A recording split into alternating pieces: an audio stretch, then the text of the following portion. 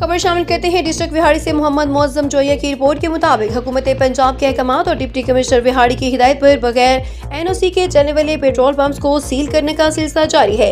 गुज़श्ता 3 रोज में बगैर एनओसी के चलने वाले 35 पेट्रोल पंप्स को सील कर दिया गया। तहसील वहड़ी में 10, तहसील मेलसी में 19 और तहसील बुरेवाला में 6 पेट्रोल पंप्स को सील किया गया। मुतलका तहसील के असिस्टेंट कमिश्नर और civil defence officer Mohammad Rehan Waraich रोजाना की बुनियाद पर कार्रवाइयां जारी रखे हुए हैं। डिप्टी कमिश्नर तो ने कहा कि पेट्रोल पंप्स मालकान कानूनी तकाजे पूरे करें। किसी भी पेट्रोल पंप को बगैर एनओसी के काम की इजाजत नहीं है, जिसके लिए रोजाना की बुनियाद पर चेकिंग का अमल जारी है और बगैर एनओसी के चलने वाले पेट्रोल पंप्स को सील किया जा रहा है।